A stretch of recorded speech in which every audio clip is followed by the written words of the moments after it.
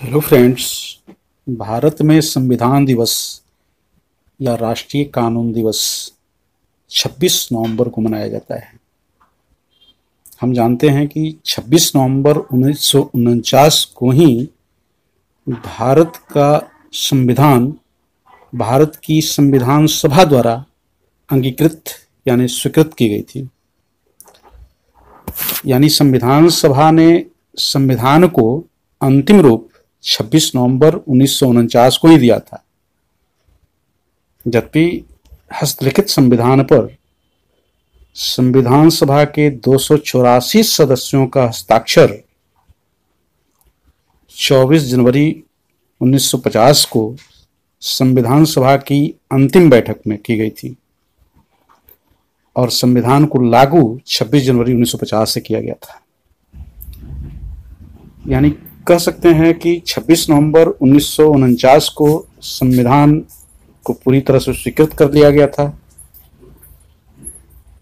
लेकिन संविधान सभा की अंतिम बैठक 24 जनवरी 1950 को ही थी।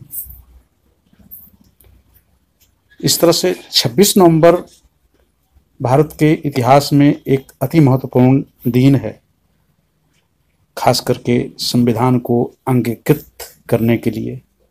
संविधान की अहमियत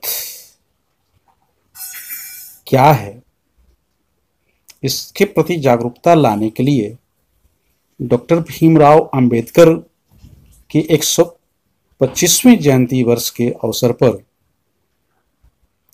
2015 से ही प्रतिवर्ष भारतवर्ष में 26 नवंबर को संविधान दिवस मनाने की घोषणा की गई थी और उस वर्ष से संविधान दिवस मनाया भी जा रहा है। हमें यह जानना चाहिए कि भारत की आज़ादी की घोषणा से पूर्व ही भारत के लिए एक संविधान की रचना हेतु संविधान सभा का गठन कैबिनेट मिशन के प्रस्ताव के तहत हुआ था।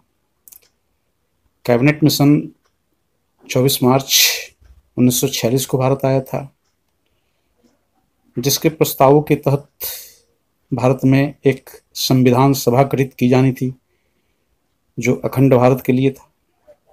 उसमें 379 सदस्य होने थे, लेकिन भारत के विभाजन का निर्णय माउंटबेटन योजना के तहत हुआ, जिससे भारत की संविधान सभा दो भागों में बंट गई, भारत की संविधान सभा तथा पाकिस्तान की संविधान सभा।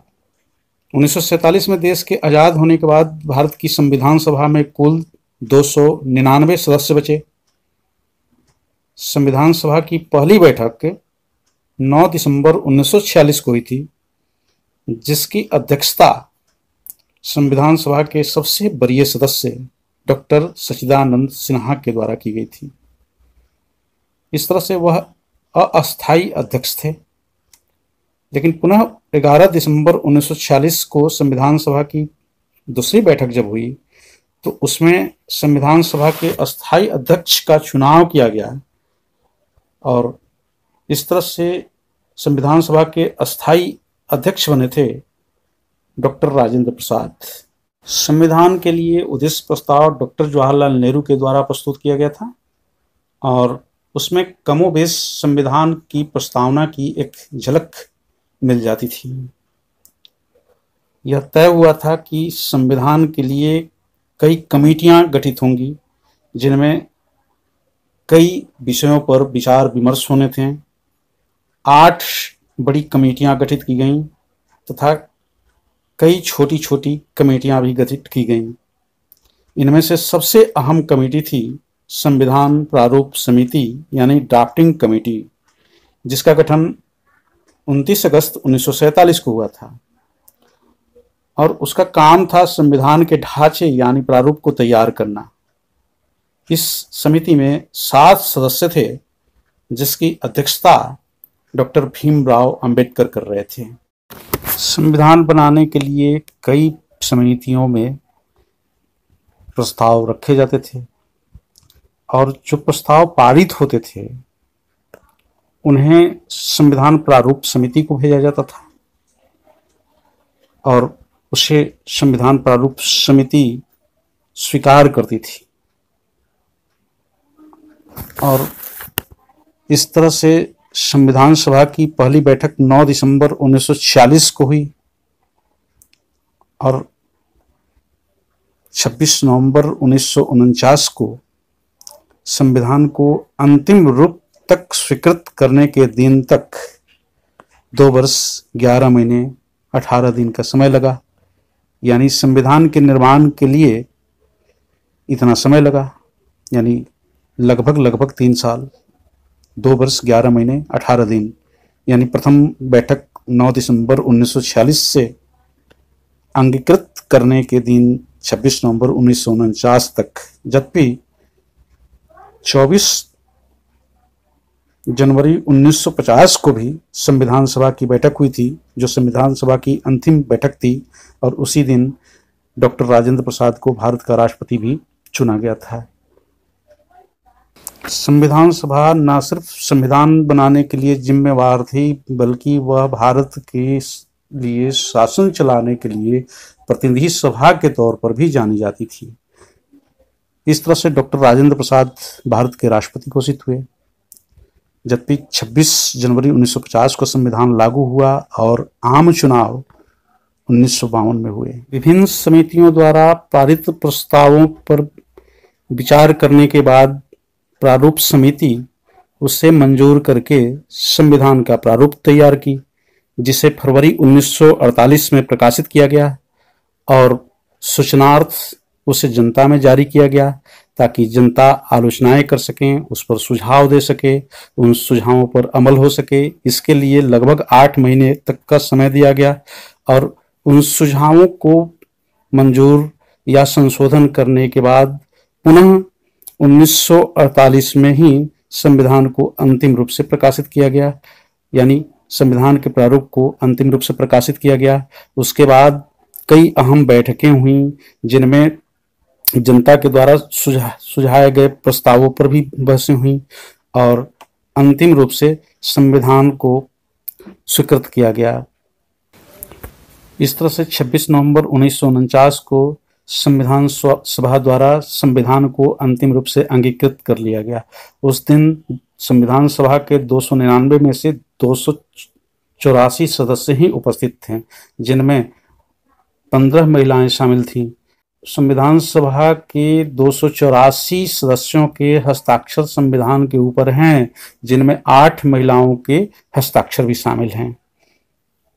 भारत की संविधान सभा की कई तरह से आलोचनाएं भी की जाती रही हैं और उन आलोचनाओं में अगर गंभीरता से विचार किया जाए तो ज़्यादा दम नहीं दिखता है, क्योंकि भारत की संविधान सभा में सभी धर्मों, सभी संप्रदायों, सभी समुदायों का लगभग ख्याल रखा गया था, उनका प्रतिनिधित्व दिया गया था। यहाँ तक कि अनुसूचित जाति, अनुसूचित जनजाति, महिलाओं का भी समुचित प्रतिनिधित्व दिए जाने का प्रयत्न किया गया था। यद्यपि भारत की संविधान सभा में आंशिक रूप से ही चुने गए सदस्य थे और बहुत सारे सदस्य नामांकित सदस्य भी थे।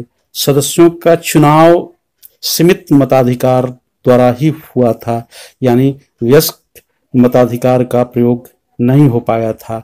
जुलाई 1946 में संविधान सभा के लिए चुनाव हुए थे और इस तरह से संविधान सभा का गठन हुआ था और सभी प्रस्तावों और मसौदों पर लंबी चौड़ी बहसें होती थीं, उनमें तर्क दिए जाते थे और उन्हें स्वीकार किया जाता था। उसके बाद ही उसे संविधान की प्रारूप समिति में शामिल किया जाता था और साथ ही साथ संविधान की प्रारूप समिति द्वारा सुझाए गए प्रारूप पर संविधान सभा में कई बैठकें आयोजित होती थीं और उन बैठकों में निर्णय अंतिम रूप से लिया जाता था। उसके बाद ही संविधान को अंगीकृत और स्वीकृत किया गया है। भारत सरकार द्वारा 19 नवंबर 2015 को प्रतिवर्ष 26 नवंबर को संविधान दिवस मनाने का निर्णय लिया गया था और उस वर्ष से ही 26 नवंबर को संविधान दिवस मनाया भी जा रहा है और इस तरह से भारत का राष्ट्रीय कानून दिवस भी 26 नवंबर को ही मनाया जाता है, यानी संविधान दिवस ही राष्ट्रीय कानून दिवस के रूप में भी मनाया जाता है। संविधान के ड्राफ्टिंग कमेटी के अध्यक्ष डॉक्टर भीमराव अंबेडकर का प्रभाव इतना था कि उन्हें भारत के संविधान के पिता के रूप में भी जाना जाता है। मूल रूप से संविधान में 395 अनुच्छेद जो 22 भागों में विभक्त थे और 8 अनुसूचियां थीं, लेकिन वर्तमान में संविधान में एक प्रस्तावना अनुच्छेदों की संख्या 465 हो चुकी है, जो 25 भागों में बटे हुए हैं, और अनुसूचियों की संख्या 12 हो चुकी है।